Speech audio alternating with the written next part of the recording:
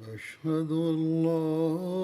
إله إلا الله وحده لا شريك له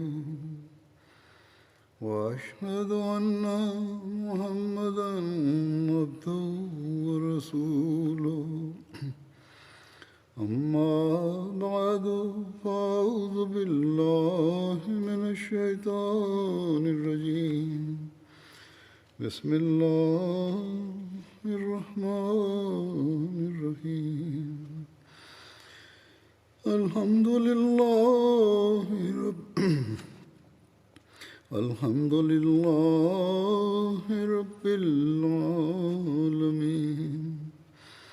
الرحمن الرحيم مالك يوم الدين إياك نعبد وإياك نستعين اهدنا الصراط المستقيم صراط الذين أنعمت عليهم غير المغضوب عليهم ولا الضالين. د حضرت عمر رضی الله تعالی عنہ د زمانې د واقعاتو ذکر روان وو. حضور فرمایي چې نن به زه د یرموک د جنګ باره کې بیانوم. د دغه جنګ د تاریخ باره کې په روایتونو کې اختلاف دی. یو روایت خو دا دی چې دا جنګ په 15 هجري کال کې شوی وو او د ځینو په خیال دا په 14 هجري کال کې د دمشق د فتح نه مخکې شوی وو. د یو روایت مطابق حضرت عمر ته د ټولو نه مخکې چې د کوم جنګ کې د فتح خوشخبري را رسېدلې وه هغه هم د یرموک جنګ وو. هغه وخت د حضرت ابوبکر وفات ته 20 ورځې تېرې وې. د ځینو خیال دا دی چې د دمشق د فتح خوشخبري مخکې ټولو نه مخکې ملاوه شوې وه، خو بهرحال د دمشق د فتح چې کومه خبره ده د دغه خوشخبرۍ والا هغه زیاته صحیح ښکاري چې ځکه چې مخکې شوې وه او شواهد خو همدا ښیي چې د یرموک جنګ د حضرت عمر په زمانه کې شوی وو او چې کله رومیانو د شکستونو خوړو نه پس د دمشق د حمص نه ووته نو انطاکیې ته رسېدلي وو او انطاکیه د شام یو سرحدي ښار دی. هرکل ته هغوی فریاد کړی وو چې عربو ټول شام پاماله کړو، نو هرکل په هغې کې یو څو هوښیاره او عزتمنده کسان هغې دربار ته راوغوښتل، ورته وویل چې تاسو عربو نه په زور کې په شمېر کې او په چې عرب تاسو نه په زور کې په شمېر کې او په ساز و سامان کې ډېر کم دي، بیا تاسو ولې د هغې مقابله نشئ کولی، ولې د هغې مقابلې ته نشئ ودرېدی؟ نو په دې هغوی ټولو د شرم نه سر ټیټ کړو او چا څه جواب ورنه کړو، خو یو تجربه کاره بوډا و، هغه وویل چې د عربو اخلاق زموږ د اخلاق نه ښه دي. هغوی د شپې عبادتونه کوي، د ورځې روژې نیسي، په چا ظلم نه کوي، یو بل سره په برابرۍ ملاویږي، او زموږ دا حال دی چې شرابونه څښو، بدکارۍ کوو، د لفظونو پابندي نه کوو، په نورو ظلم کوو، او د دې اثر دا دی چې د هغوی په کار کې خو جوش دی او یو استقلال پکې موجود دی، او زموږ چې کوم کار وي د هغوی په کارونو کې د هغې په کار کې جوش او استقلال دی، او زموږ چې کوم کار وي نو هغه د همت او د استقلال نه خالي وي. په حقیقت کې قیصر د شام نه د وتو اراده کړې وه، خو د هر ښار نه او د هر ضلعې نه عیسویان فریادیان را روان وو او قیصر ته سخت غرت ورغلو. قیصر سخت په غیرت کې راغلو او ډېر په جوش تیار شو چې خپل د باچایۍ ټول زور د عربو په مقابله کې دې ولګوي. روم، قسطنطنیه، انتینیا د ارمینیا هر ځای ته د حکومتونو احکامات ولیږل چې ټول فوجونه دې انطاکیې کې په یو ټاکلي شوي تاریخ باندې حاضر شي. او د ټولو ضلعو افسرانو ته یې دا لیکلي وو چې څومره کسان چې کېدای شي نو هغه راولېږئ. او دغه احکامات چې څنګه ورسېده نو د فوجونو یو طوفان و چې هغه رامات شو. د انطاکیې څلورونه طرف ته چېرته هم چې نظر تلو نو بې شمېره فوج و چې ښکارېدو. او حضرت ابو عبیده چې کوم ځایونه فتح کړي وو د هغه ځای امیران او مشران د هغې د عدل او د انصاف نه دومره متاثره شوي وو چې باوجود له دې چې د مذهب اختلاف و د هغوی ترمنځ هغوی په خپله د خپل له طرفه د دښمن د خبر راوړلو لپاره جاسوسان مقرر کړي وو. نو د هغې په ذریعه حضرت ابو عبیده ته د ټولو واقعاتو خبر راورسېدو او هغوی ټول افسران راغونډ کړو او ودرېدو. یو پر سره تقریر یې وکړو چې خلاصه یې دا وه چې مسلمانانو خدای پاک بار بار ستاسو ازمېښت کړی وو او تاسو د هغه په ازمېښت پوره شوئ نو د هغه په اجر کې خدای پاک تاسو همیشه کامیابه ساتلي، همیشه کامیابي هم تاسو ترلاسه شوې ده. اوس ستاسو دښمن دومره ساز و سامان سره ستاسو مقابلې لپاره را روان دی چې ځمکه راپېدلې ده. اوس راته دا ووایي چې سلام څه ده. نو یزید بن ابي سفیان چې د امیر معاویه ورور وو هغې ودرېد او دا یې وویل چې زما رایه دا ده چې ښځې او ماشومان په ښار کې پرېږدو او موږ په خپله د ښار نه بهر د لشکر ودرو او ورسره خالد او عمرو بن عاص ته د خط ولېږلی شي چې د دمشق او د فلسطین نه د هغوی راشي مدد له. حضور فرمایي چې دلته هم دا ثابتېږي چې د دمشق فتح مخکې شوې وه. په دغه شرحبیل بن حسنه ووایي چې په دغه موقع هر تن ته ازاده رایه ورکول پکار ده. یزید چې کومه رایه ورکړې ده بېشکه چې دا په خرخایي کې ورکړې ده خو زه د دې خلاف یم. د ښار ټول خلک عیسویان دي او عین ممکنه ده چې هغوی د تعصب د لاسه زموږ اهل و عیال ونیسي او د قیصر ته په حواله کړي یا پخپله یې وژني یا پخپله د هغې خلاف ودرېږي. حضرت ابو عبیده وویل چې د دې تدبیر دا دی چې موږ د عیسویان د ښار نه بهر وباسو نو بیا به زموږ ښځې او بچي محفوظې شي. نو شرحبیل ودرېد او دا یې وویل چې موږ تاسو ته بیخي دا حق ترلاسه نه دی. موږ دغه عیسویانو له په دغه شرط امن ورکړی دی چې هغوی په ښار کې په امن اوسېږي. نو ځکه موږ لوز څنګه ماتولی شو؟ موږ یو لوز کړی دی نو څنګه بیا دا لوز مات کړو چې ښار نه هغوی وباسو. نو حضرت ابو عبیده خپله غلطي ومنله خو دا بس تر سره ونه رسېدو چې اخر کېږي به څه. عامو حاضرینو دا رایه ورکړه چې په حمص کې ایسارېدل پکار دي او د فوجي کومک انتظار پکار دی. ابو عبیده وویل چې دومره وخت چېرته دی؟ اخر دا په دغه رایه فیصله وشوه چې حمص پرېږدو دمشق ته به روان شو او هلته خالد موجود دی او د عربو سرحد جغد دی. چې دا اراده پخه شوه نو حضرت ابو عبیده حبیب بن مسلمه ته چې د خزانې افسر و هغه یې راوغوښته ورته وویل چې عیسویانو چې کومه جزیه یا خراج چې کوم اخیستل کېدو محصولات وایي زموږ حالت داسې دی چې موږ د هغې د حفاظت ذمه نه شو پورته کولی نو ځکه ښه به دی چې د هغې د بهترۍ لپاره د هغې چې کوم د حفاظت کار دی خو موږ کولی نه شو نو ښه به دی چې سم چې هغه نه دوی نه اخیستي ټول د هغې ته واپس ورکړی شي او دا دې ورته وویلی شي چې زموږ چې کوم تاسو سره تعلق هغه اوس هم دی خو چونکې هغه وخت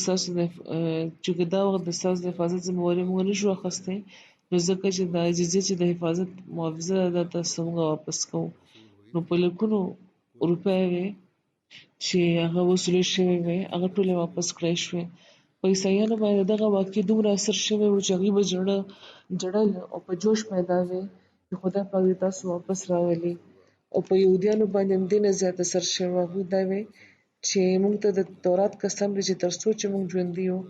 نو قیصر به حمص باندې قبضه ونه کړی شي. هغوی دا وې او د ښار د دروازې هغوی بندې کړې او هر طرف ته په چوکۍ باندې هغوی پیرو دروله او ابو عبیده صرف د حمص والو سره دا سلوک نه کړی بلکې څومره ضلعې چې هغوی فتح کړی وی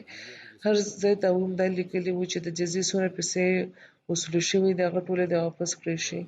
او بیا هغوی د دمشق طرف ته روان شو او دغه ټولو حالاتو نه حضرت عمر هم خبر کړ حضرت عمر چې دا واورېده چې مسلمانان د رومیانو د ویرې نه حمص ته را روان شوي دي حمص ته راغلي دي نو هغوی ډېر زیات خفه شو خو چې کله هغوی ته دا معلومه شوه چې ټول فوج او د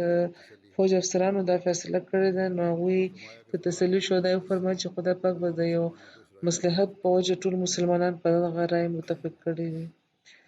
دا حوالې هم میلاویږي چې مخکې د حضرت عمر نه دا تپوس شوی و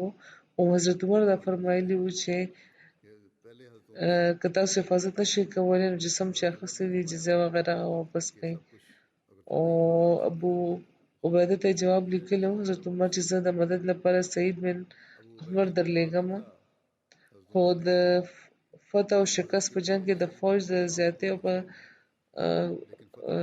د فوج د قلت او په کثرت په وجه نه وي ابو عبیده چې دمشق ته ورسېده نو ټول افسران یې راغونډ کړو هغوی سره مشوره وکړه یزید بن ابي سفیان شرحبیل بن حسنه معاذ بن جبل ټولو مختلفې رایې ورکولې په دې کې د عمرو بن عاص قاصد سره د خدره ورسېدو چې مضمون یې دا و چې د اردن په ضلعو کې عام بغاوت خور شوی دی او د رومیانو د راتګ په وجه د راتګ امکان په وجه هلته ډېره ناکلاري ده او حمص چې پرېښی دی موږ راغلي وو نو دا د ډېرې بېرحمۍ سبب دا جوړ شوی دی نو ابو عبیده په جواب کې ولیکل چې موږ حمص په ویرې نه دی پرېښی بلکې مقصد هم دا و چې دشمن د محفوظو مقاماتو نه راوځي او اسلامي فوجونه چې ځای په ځای خواره دي هغه دې راغونډ شي او په خط کې هغوی دا هم لیکلي چې تاسو د خپل د ځای نه مه خوځئ زه هم هغه ځای ته راځم تاسو سره به ملاویږم بله ورځ ابو عبیده دمشق ته روان شو د اردن په حدودو کې هغوی یرموک ته ورسېدو هلته هغوی قیام وکړو او یرموک د شام په نواحو کې یو وادي ده ښکته چې چېرته د اردن چې کوم سیند دی هغه هلته بهیږي عمرو بن عاص هم دلته دوی سره ملاو شوي وو او دا موقع د جنګ د ضرورتونو په لحاظ داسې ښه ده چې د عربو د سرحد په مقابله کې د عرب سرحد د نورو ځایونو په مقابله کې دلته نه زیات جوخت و او په شا باندې د عربو سرحده پورې یو کلاو میدان و چې ترې دا موقع ترلاسه کېده چې ضرورت پېښ شي نو چې تر کوم ځای پورې غواړي دوی رستو کېدی شي حضرت عمر د سعید بن عمر سره چې کوم فوج روان کړی و هغه لا نه رسېدلی او بل خوا د رومیانو د راتګ او د هغوی د سامان حل چې مسلمانان اورېدل نو ناکراره کېده ابو عبیده حضرت عمر ته یو بل قاصد ولېږل او دا یې ورته وویل چې رومیان د بحرالبر نه رامات شوي دي او د جوش دا حل دی چې د فوج د کوم لارې نه تېرېږي نو راهبان او د خانقاه کې پټ ناست خلک خانقاه کې کم خلک به کېناسته او کوی چېرته د خلوت نه قدم هم بهر نه راویستی هغوی هم روزي لګیا دي او فوج سره یو ځای کېږي لګیا دي کله چې دا خط ورسېدو نو حضرت عمر مهاجرینو انصار راغونډ کړو دا ورته واورولو نو ټول صحابه بې اختیاره په ژړا شو او ډېر په جوش هغوی دا ویل شروع کړو چې امیرالمؤمنین د خدای لپاره موږ اجازه راکړئ چې موږ د خپلو وروڼو نه زار شو که د هغوی ته لږ ضرر څه نقصان ورسېده نو بیا زموږ ژوند بې فایدې دی د مهاجرینو او د انصارو جوش زیاتېدو ان تر دې چې عبدالرحمن بن عوف وویل چې امیرالمؤمنین تاسو په خپله سپه سالار شئ او موږ د ځان سره کوي. خو نورو صحابه د دغه رای سره اختلاف وکړو، دا بیا فیصله شوې وه چې نور امدادي فوجونه دې ولېږلی شي. حضرت عمر د قاصد نه تپوس وکړ چې د دښمن تر کومه پورې راغلی دی، نو هغوی وویل چې د یرموک نه د 3-4 منزلونو فاصله پاتې ده.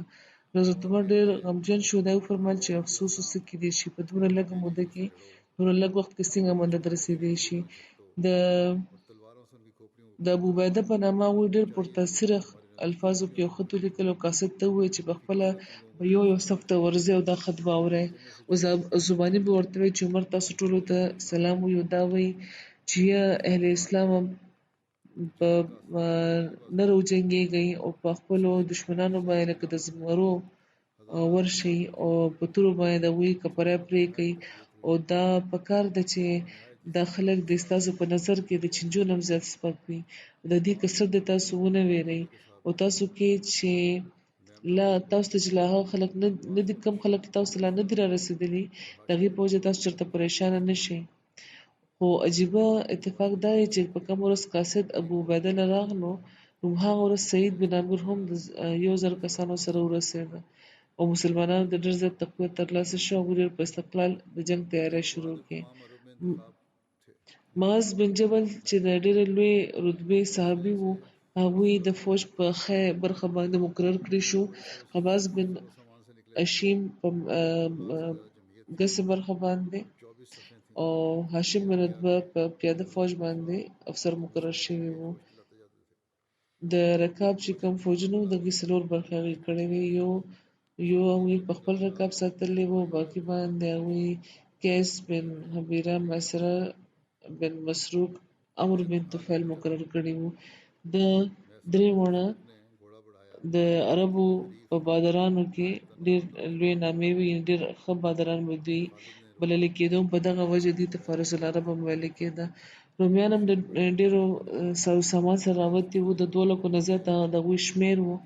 او 40 د هغوی صفونه وو. او ټولو نه مخکې د هغوی چې کوم مذهبي مشرانو هغوی په لاسونو کې صلیبونه اوچت کړي وو، جوش یې ورله ورستو. فوجونه چې یو بل ته مخامخ راغلل، نو یو بطریق صف وڅېرلو او راووتو. دا و چې د حضور فرمایي د عیسویانو چې کوم مذهبي پیشوي هغې ته ویل کېږي بطریق. هغه دا و چې زه یوازې جنګ کول غواړم. نو میسر بن مسروق اس ورمخکې کو، خو چونکې هغوی دا چې کوم حریف و هغه ډېر لوړ دنګ او کم عمره و، نو خالد هغوی ودرولو او قیس بن حویره طرف ته یې وکتل، هغوی شیر ویلو ورمخکې شو او قیس هم په داسې ورباندې بیا حمله وکړه چې بطریق خپل چې کومه د هغې وسله وه هغه هم سنباله نه کړای شو او د هغې وار پرې وشو او د هغې چې کومه توره وه نو په سر باندې د هغې وار راغلو او خود یې ورله پرېښود، تر مرۍ پورې لاړه هغه توره. بطریق تندک وخوړ او د اس نه پرېوتو او ورسره مسلمانانو د تکبیر ناره اوچته کړه. خالد وویل چې ښه شګون دی، اوس خو که خدای وغوښته نو دې نه مخکې بیا زموږ فتحه زموږه ده. عیسویانو د خالد چې کوم همرکاب افسرانو د هغوی په مقابله کې بیل بیل فوجونه متعین کړي وو، خو ټولو شکست وخوړو. همدغه ورځ خبره تر دې ورسېده چې جنګ ملتوي شو او چې کله د شپې شکست وشو، نو رومیانو ولیده چې موږ خو شکست خو لګیا وو. نو د شپې هغوی د رومیانو چې کوم سپهسالار و باخان، هغه سرداران راوړ کړ، ورته وویل چې عربو د شام د دولت خوند اوس اخیستی دی، نو بهتره به دا وي چې د مال او اسباب لالچ دې له ورکړی شي او دوی د دې ځای نه لرې کړی شي، په ځای د دې چې جنګ ورسره وکړو. ټولو د هغه رایې سره اتفاق وکړو. په بله ورځ ابو عبیده له هغوی قاصد ولېږلو چې معزز افسر موږ ته راولېږه، موږ هغه سره د صلح باره کې خبرې کول غواړو. ابو عبیده د خالد انتخاب وکړو، کوم قاصد چې پیغام راوړی و د هغه نامه جارج وه. حضور فرمایي چې کوم سیرت نګاران دي د اردو هغوی جارج لیکلی ده، خو چې په عربي کتابونو کې دغه نام جرجا بیانه شوې ده. حضور فرمایي دا زه د عربۍ باندې پوهېدونکي ورته دا وایم. بهرحال هغه چې کله ورسېدو نو هغه وخت ماښام شوی و اوس لږ ساعت پس ته د ماښام د لمونځ به شروع کېدو، نو مسلمانان چې په کوم شوق راغلي وو هغوی تکبیر ووایه، ودرېده او ډېر په توجه، په سکون او په وقار او په ادب هغوی لمونځ وکړو. قاصد ډېر د حیرانتیا په نظر هغوی ته کتل، تر دې چې لمونځ ختم شو نو هغه د ابوعبیده نه څه سوالونه وکړو چې یو پکې دا و چې تاسو د عیسی باره کې څه اعتقاد لرئ؟ ابوعبیده ورته د قرآن د آیتونه واورول چې ان مثل عیسی عند الله کمثل آدم خلقه من تراب ثم قال له كن فيكون، او یا اهل الكتاب لا تغلوا في دينكم ولا تقولوا على الله الا الحق انما المسيح عيسى ابن مريم رسول الله وكلمته ألقاها إلى مريم وروح منه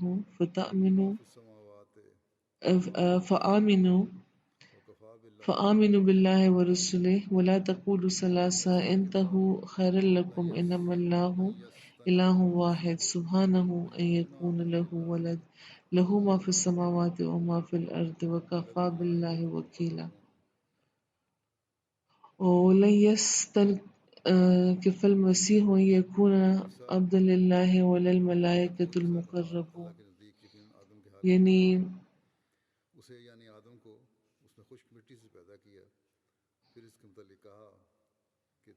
چې یاد لري چې عیسی حل د خدای په مخې ته د آدم په شان دی، یعنی هغه آدم د وچې خاورې نه خټې نه پیدا کړی و او بیا د هغه باره کې و چې ته وجود کې راشي نو هغه وجود کې راتلل شروع کړه. او یا اهل کتاب تاسو د خپل د دین په معامله کې د غلو نه کار مه اخلئ او د یعنی د ډېر ورمخکې کېږئ مه مبالغه یې کوئ او د خدای پاک باره کې رښتیا خبره نه بغیر بل څه مه وایئ. مسیح عیسی ابن مریم د خدای صرف یو رسول او د هغه یو بشارت و چې هغه په مریم باندې نازل کړی و او د هغه له طرفه یو رحمت و، نو ځکه خدای او د هغه په ټولو انبیاو ایمان راوړي او داسې مه وایئ چې خدای پاک درې دی. د دغه خبرې نه منع شئ، د تاسو لپاره بهتره ده. خدای یوازې معبود دی او هغه د دغه خبرې نه پاک دی چې د هغه د اولاد وي څوک. اوس چې په اسمانونو او په ځمکې کې دي ټول هر څه د هغه دي او د خدای د حفاظت نه پسته د بل هیچا د حفاظت ضرورت نه وي. او مسیح به بیخي په دغه خبره بد نه مني چې هغه د خدای پاک یو بنده وګڼلی شي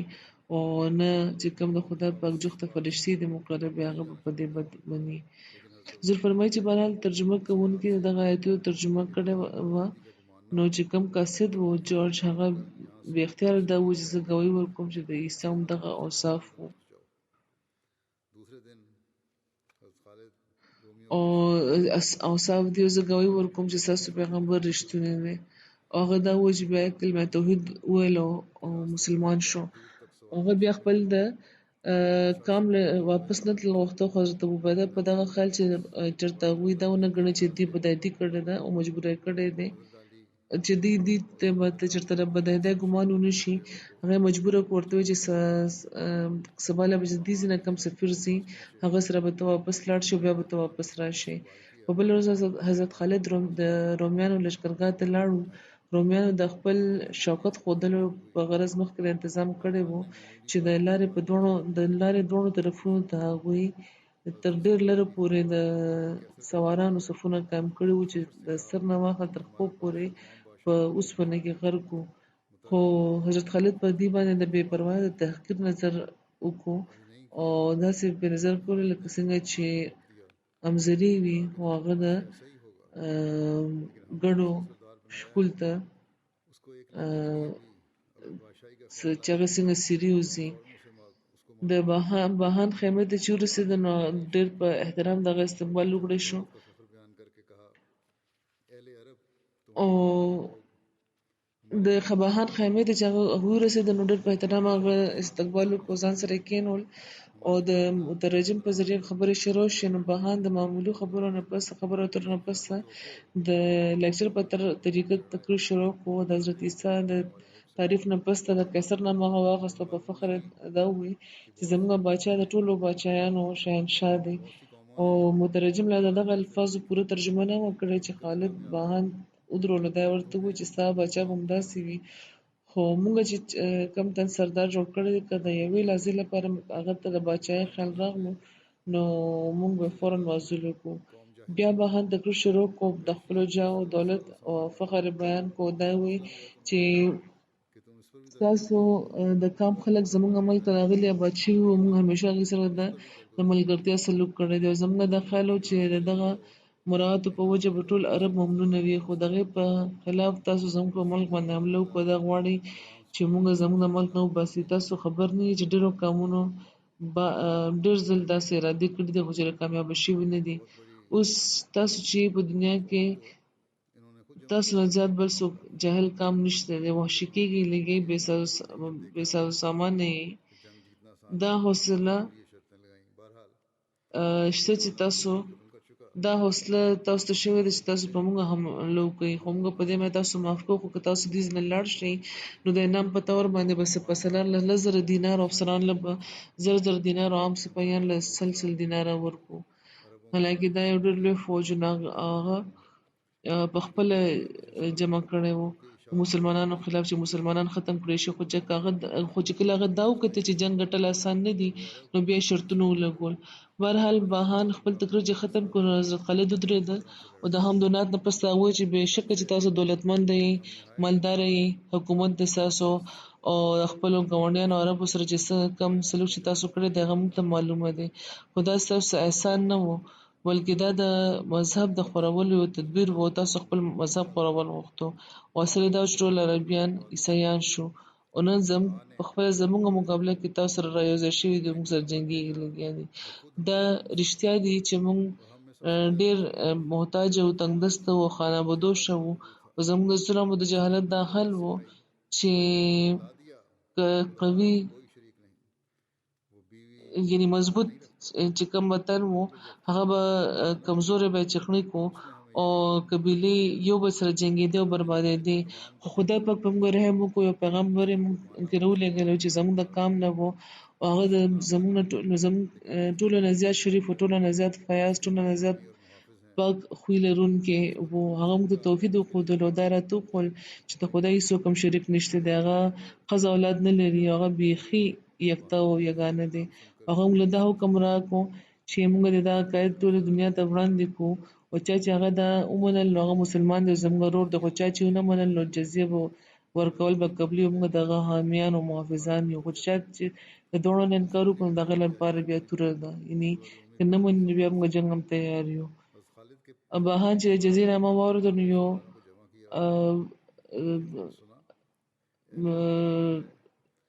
یخ اسودي وکړو د خپل لښکر طرف ته اشاره وکړو دا وایي چې دوی به مړه شي خو جزیه به درنه کړي موږ جزیه ورکوو نه موږ اخلو نو یو معامل هېڅ خبره د هغوی بیا فیصله ونه شوه دغه خالد پاڅېد او ولاړه اوس د اخري جنګ تیاری شروع شو د نه پس بیا رومیان چې ودرېدی شو او حضرت خالد د راتلو نه پس باهانو سرداران راغونډ کړو ورته وویل چې ته واورېده چې د عربو دعوه ده چې تر څو چې تاسو د هغې رعایا نه شئ تاسو د حملې نه نشئ محفوظه پاتې کېدی تاسو د هغې غلامي منظوره ده نو ټولو افسرانو ډېر په جوش وو چې موږ به مړه شو خو موږ ته دا ذلت نه دی قبول چې سهار شو نو رومیانو په دغه جوش او سره د ټولو سامان راووته چې مسلمانان هم ورته حیرانېده او حضرت خالد چې دا ولیده چې نو د عربو د عام قاعدې په خلاف هغوی په نوي طور باندې فوجاري کړې وه او چې کله حضرت خالد ولیده چې دوی دومره سامان سره دومره په جوش راوتي دي رومیان نو چې کومه عامه قاعده وه د جنګ د عربو د هغې په خلاف یې نوې طریقې سره هغوی فوج ودرولو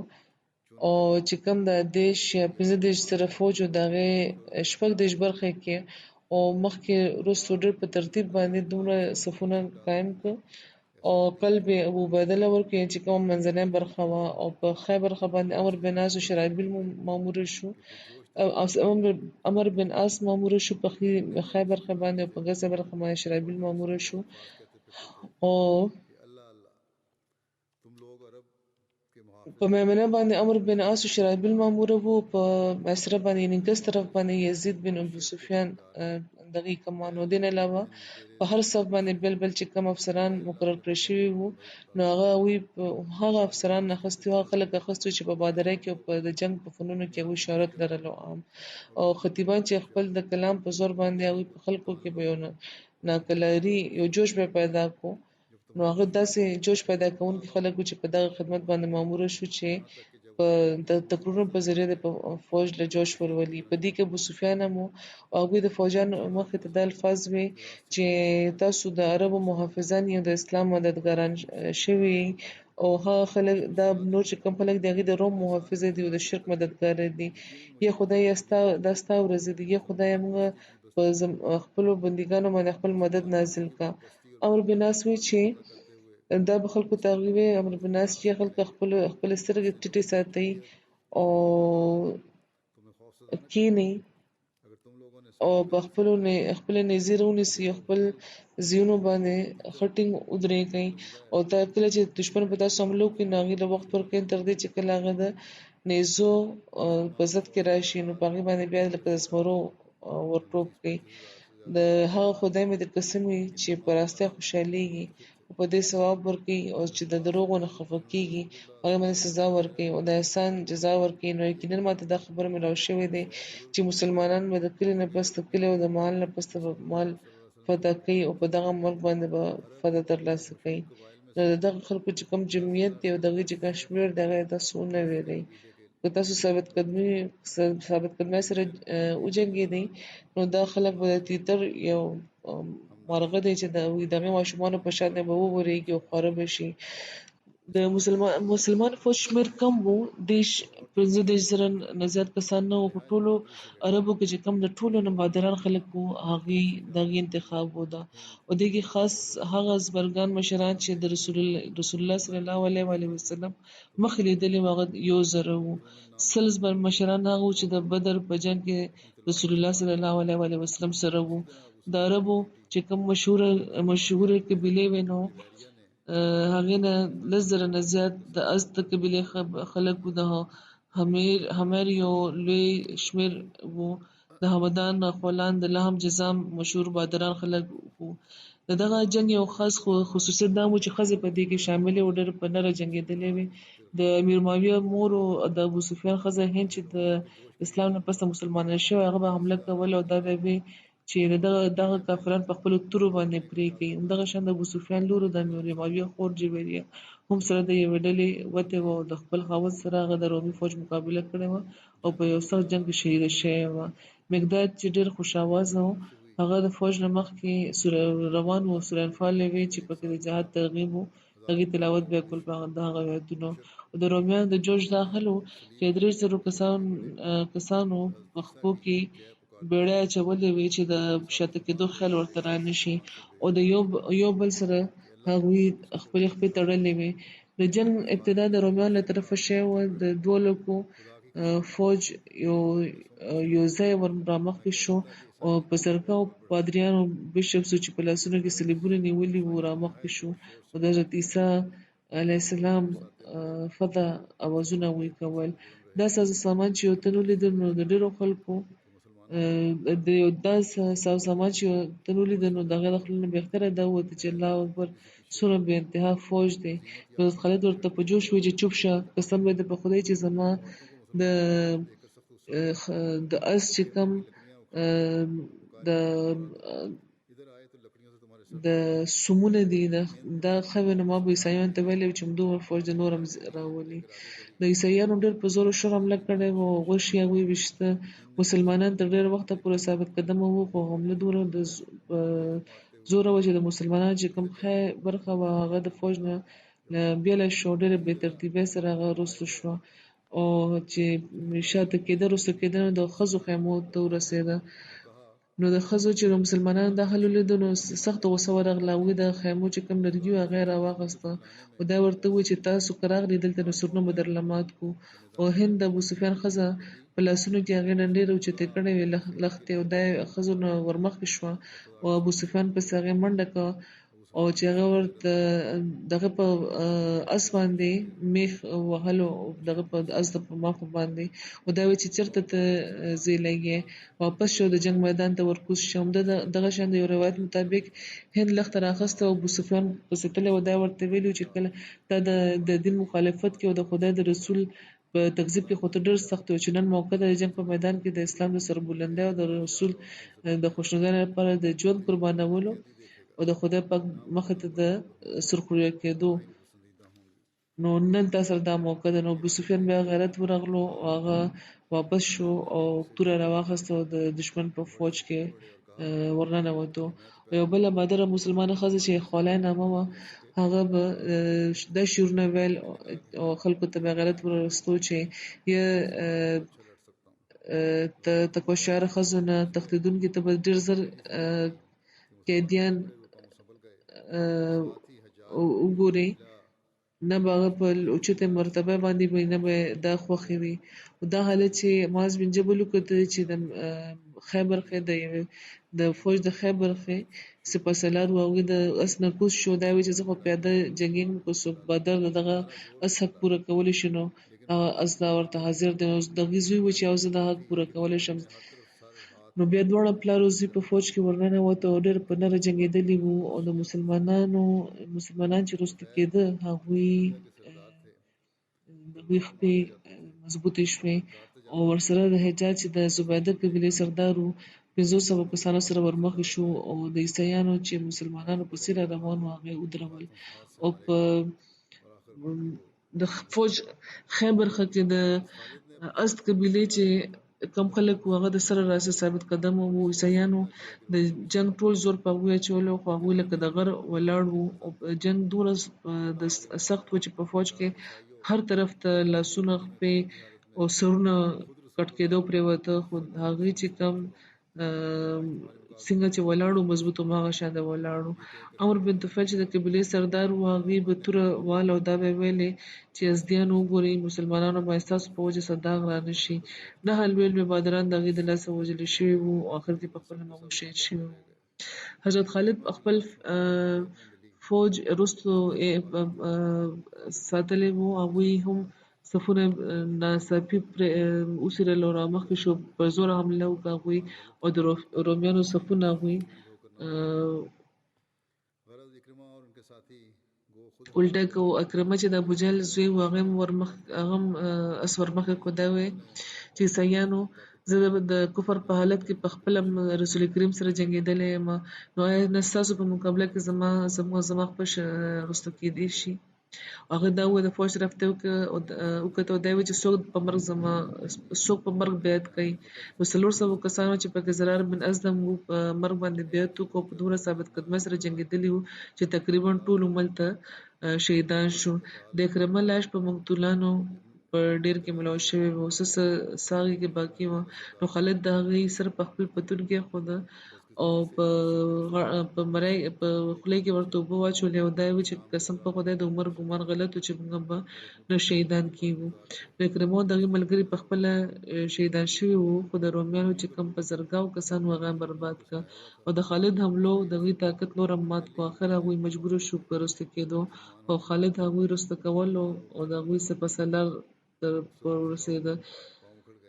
سپهسالار د رنجار چې نامه وه هغه په سترګو باندې رومال واچولو چې دا سترګې د فتح صورت کې نشي کتلی نو شکست یې مونه ګوري هغه وخت چې کله په میمنه کې د قتال بازار ګرم و نو ابن قناطیر چې د رومیانو د میمنې سردار و هغه په محاصرې حمله وکړه او بدقسمتۍ په دغه حصه کې اکثر خلک د لهمغسان قبیلې وو چې د شام له طرف ته به اوسېده او د یو بوډۍ راسې هغوی د رومیانو باجګزارانو مسؤلیت به ورله ورکول نو سروب د هغوی په زړه کې د رومیانو و نو په لومړۍ حمله کې د هغوی وروستو شو او د دوی باوجود له دې چې مسلمانانو خو پخوا راسې روب په هغوی باندې رومیانو و نو ځکه وویرېده او وروستو شو خو بهرحال افسرانو جرأت وښودلو که د افسرانو طرفه بې همتي وه نو بیا به جنګ ختم شوی وی او چې کوم رومیان تښتېده هغوی پسې ورغله او تر خیمو ورسېده او ښځه چې دا حالت وکته نو بې اختیاره راووتې او د هغې چې د بادرۍ په وجه عیسایان چې کوم ورمخکې کېده هغه وروستو شو او دا فوج خپور شوی و خو په افسرانو کې قباس بن هشیم، سعید بن زید، یزید بن ابي سفیان، عمر بن عاص، شرحبیل بن حسنه دی جنګېدلي او ښه په نره او د قباس په لاس کې تورې او نیزې ماتېدې او هغه خو د هغوی پریشانه کېدنه څنګه به چې نیزه ماته شوې به وایي چې څوک دی چې هغه ته نه به وسله ورکړي چا چې خدای سره اقرار کړی دی چې جنګ نه میدان نه به که لرې کېږي نو په مرګ به لرې کېږي نو خلکو به فوراً هغوی له توره یا نیزه ورکړه او بیا به هغوی لکه د زمري ورمخکې شو په دښمن باندې. ابولاور د اس نه کوز شو د خپل د رکاب فوج ته هغوی و چې په صبر او استقلال په دنیا کې عزت دی او په عقبا کې رحمت د دولت د لاسه پرې نه دی. او سعید بن زید په غوسې کې هغوی ودرېدلي وو او رومیان د هغې طرف ته ورمخکې شو نو لکه زمري ورباندې هغوی حمله وکړه او د مقدمې افسر هغوی ووژلو. یزید بن ابو سفیان د معاویه ورور ډېر په ثابت قدمۍ جنګېده. د هغې پلار ابو سفیان فوج ته جوش ورستو او هغه طرف ته د زوی طرف ته راغله نو ورته چې زما زویه دا وخت په میدان کې یو سپاهي د شجاعت جوهر ښیي لګیا دی ته سپه سالار او د سپاهیانو په مقابله کې ستا دا حق زده چې ته بهادري وښایې او که ستا په فوج کې یو سپی هم تانه مخکې شو نو دا تا لپاره د شرم مقام دی. د شرحبیل دا حال و چې د رومیانو څلور واړه طرف نه د هغوی چاپېره وو دوی په منځ کې لکه د غر ولاړ وو. د قرآن دا آیت بیا ویلي چې ان الله اشترى من المؤمنین انفسهم واموالهم بان لهم الجنه یقاتلون فی سبیل الله فیقتلون ویقتلون چې خدای پاک د مؤمنانو د هغوی ژوند او د هغوی اموالو په دغه لوظ اخیستی دي په بیه چې دوی ته به جنت میلاویږي ځکه چې هغوی د خدای په لاره کې جنګېږي یا خو به خپل دښمنان ووژني یا به پخپله وژلی شي او دوی به دا ناره وهله چې خدای پاک سره سوده کوونکي او د خدای پاک ګاونډي جوړېدونکي چېرته دي او دا اواز به چې چا غوږونو ته پرېوتو نو بې اختیاره به واپس شو ان تر دې چې ټول خور فوج بیا رایوځای شو. شرحبیل هغوی ځان سره کړو په بادره وجنګېده چې رومیان چې ورمخکې کېده هغې ودرېده او ښځه هم د خیمو نه بهر راووتې او فوج پسې راغی ودرېده او دا به یې ویلې چې که د میدان نه قدم لرې کړو بیا به زموږ مخ ونه ګورئ او د جنګ دواړو طرفونو نه اوس د برابر وو او ناڅاپه قیس بن عبیره چې د خالد ورله د فوج یوه برخه ورکړې وه د محاصرې وروسته مقرر کړي وو هغوی د خوا نه راووتو او دومره ناڅاپي هغوی حمله وکړه چې رومي سرداران ډېرو کوشش وکړو خو د هغوی فوج سنبال نه شو او ټول صفونه د هغوی خپاره شو او ووېرېدل او وروسته شو. ورسره سعید بن زید د میز نه راووتو هغوی حمله وکړه او رومیان تر لرې پورې هغوی بیا وروسته کېدو تر دې چې د هغې د میدان په سر باندې یوه ناله وه د هغې تر کنارې پورې راغله او لږ ساعت کې د هغې د لاشونو نه هغه ناله ډکه شوه میدان خالي شو او دغه خدای پاک مسلمانانو له په دغه عامترین جنګ کې عظیم الشانه فتح ورکړه او د دغه جنګ دا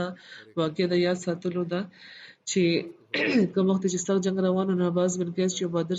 سپاهي و ډېر په نره وجنګېده نو چا د هغې په خپو باندې توره ووهله او یو خپه د هغوی پرې کړی شو هغوی خبر نه شو لږ ساعت پسې چې ورته هوش ورغله نو هغوی له ټولې دماغ د خپل څه شوه خو چې کله ورله خیال ورغلو چې وګورم چې خپه مې چېرته ده نو خبر شو چې خپه د هغوی غیبه ده نو د هغې د قبیلې خلکو به همیشه په دغه واقع فخر کولو. رومیانو څومره کسان وژلي شوي دي په دغه وژلي شوي په دغې په شمېر کې اختلاف دی چا یو لک نه زیات بیان کړي دي او بلادري د 70,000 لیکلي دي او د مسلمانانو له طرفه 3,000 نقصان شوی چې پکې اکرمه، زرار بن زر، هشام بن عاصي، ابان بن سعید وغیره وو. یاسر په انطاکیه کې و چې هغه ته د شکست خبر ورسېدو هغه وخت هغه د قسطنطنیه تیاري وکړه چې روان شو نو شام طرف ته هغه مخ په دا و چې الوداع یا شام. ابو عبیده حضرت عمر ته د فتح د خوشخبری خط ولیکل او یو مختصر سفارت یې ورته ولېږلو چې پکې حذیفه بن یمان هم و. حضرت عمر د یرموک د خبر په انتظار کې د ډېرو ورځو نه وده شوی هم نه و. د فتح خبر چې ورسېدو نو هغوی ناڅاپه په سجدې کې پرېوته او د خدای شکر یې وکړو. د یرموک لپاره د حفظ نه اسلامي فوج پارزي ته ورتلی و او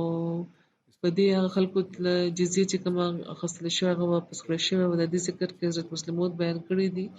چې صحابه چې کوم وخت د رومي حکومت مقابله کړې وه او هغوی چې ورمخکې کېدل په یروشلم باندې چې د عیسایانو مذهبي مقام و هغې باندې قبضه وکړه او او بیا د هغې نه هغې مخکې کېدل شروع شو. نو عیسویانو چې دا وکتل چې د هغې مذهبي مرکز د مسلمانانو لاس ته ورغلی دی، نو د هغه ځای نه د وباسلو د آخري جدوجهد هغوی اراده وکړه او د څلورو طرف ته هغوی د مذهبي جهاد اعلان وکړو. په عیسویانو کې یو جوش پیدا کړو او ډېر لوی فوجونه هغوی راغونډ کړو. په اسلامي لښکر باندې د حملې تیاري هغوی وکړه او د دغه سختې حملې ته چې مسلمانانو وکتل چې د دې په مقابله کې د هغې شمېر ډېر کم و، نو هغوی په عارضي طور باندې رسو کېدو فیصله وکړه او اسلامي سپاه سالار حضرت عمر ته ولیکل که دښمن دومره زیات دی په شمېر کې او زموږ شمېر دومره کم دی، د دې مقابله کول د دغه لښکر د تباه کولو مترادف دی. نو ځکه که تاسو اجازت راکړئ نو جنګي صفبندي سمولو لپاره او د جنګ محاذ وړوکی کولو لپاره اسلامي لښکر به وروستو شي چې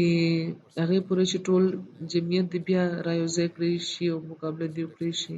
ورسره دا هم هغې لیکلي وو چې موږ په دغه علاقو کې چې کوم موږ فتح کړي دي او خلکو نه موږ محصولات اخیستي دي، که تاسو موږ له دغه علاقو د پرېښودو اجازت راکوئ نو دا راته ووایي چې دغه محصولاتو باره کې څه حکم دی. نو حضرت عمر جواب ورکړو چې محاذ وړوکی کول او اسلامي طاقت راغونډولو لپاره رسو کېدل دا د اسلامي تعلیم خلاف نه دي، خو دا یاد لرئ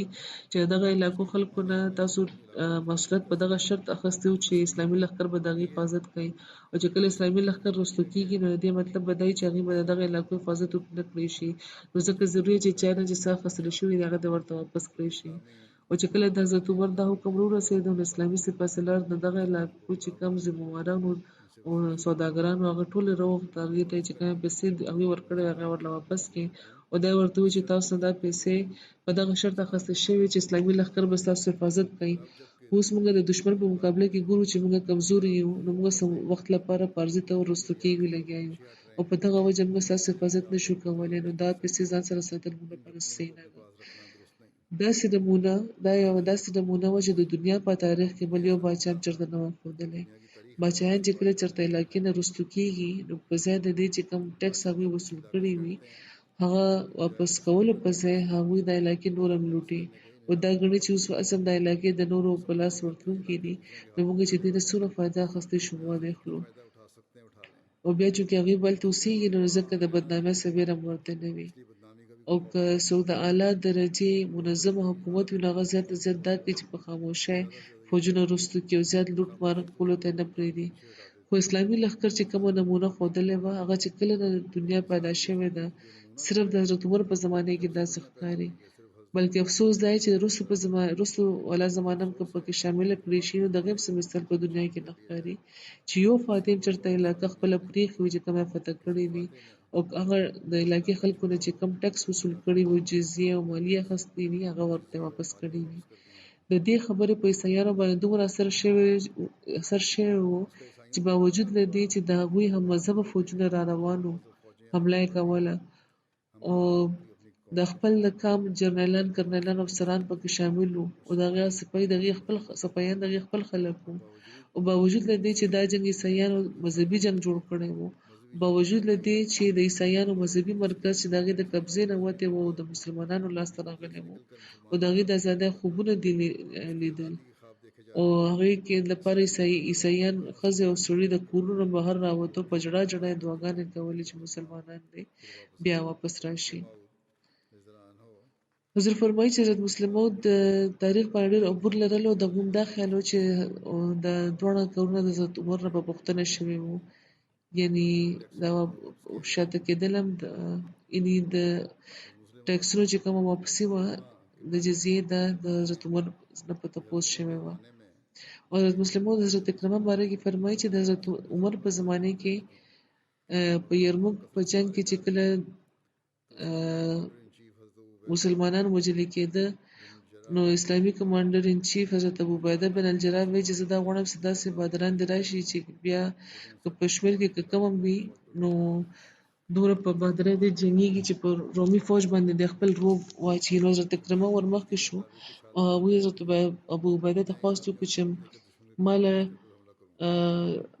اجازه راکړي چې زه د خپل خوښې کسان منتخب کما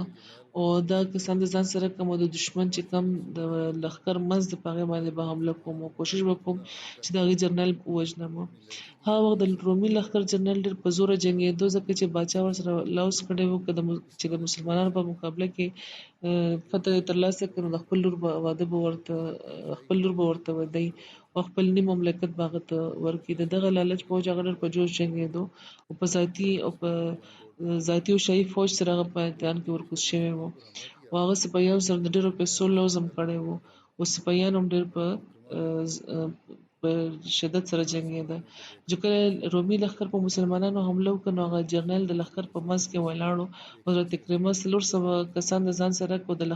لښکر په قلب باندې هغې حمله وکړه او د هغې ملګرو کې یو تن و چې په دغه جرنیل باندې حمله وکړه هغه یې راوپرځولو په مقابله کې د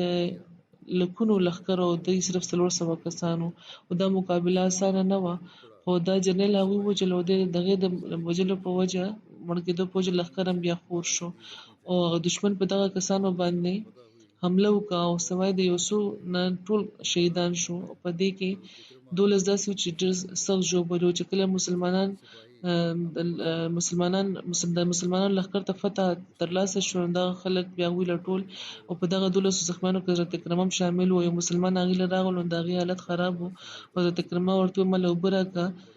ناغي مخ هغه حضرت کریم ورته حضرت کریم له خپل د اوبو لوښي نه اوبه ورکول غوښتې نو هغې مخ واړولو نو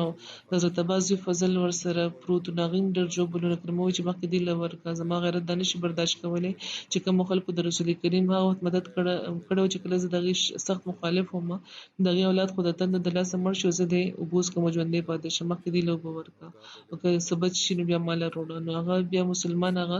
فضل له لاړو نو هغې د بل زخمي طرف ته اشاره وکړه چې مخکې هغه له ورکړه امانه زیات مستحق دی او داسې نور هغې بیا مخکې ولیږلو چې چا له به بیا هغه تله نو هغه بل له به یې ولېږلو چې هغې له اوبه ورکړو چې کله هغه آخري زخم له ورسېدو نو هغه وفات شوی و چې کله د کرمه طرف ته واپس راغله نو هغې وفات شوي وو همدغه شان د نورو زخمیانو هم حل شوی و چې چا له هم چې هغې تللي هغې وفات شوي وو نو دا و د دغه جنګ انجام خدای پاک بیا داسې فتح ورکړې وه حضور فرمایي چې بهرحال دا ذکر لا روان دی آینده به مو انشاءالله بیانېږي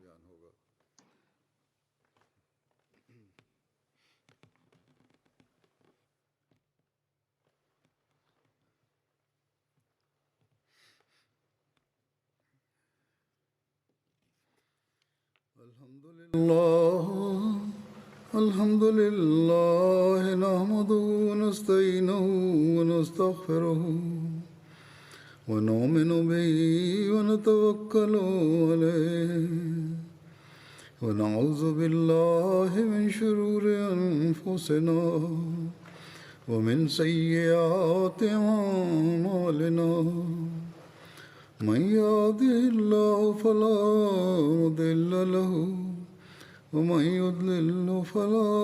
هادي له ونشهد أن لا إله إلا الله ونشهد أن محمدا عبده ورسوله عباد الله رحمكم الله إن الله يأمر بالعدل والإحسان وإيتاء ذي القربى وينهى عن الفحشاء والمنكر والبغي يعظكم لعلكم تذكرون اذكروا الله يذكركم وادعوه يستجب لكم ولذكر الله أكبر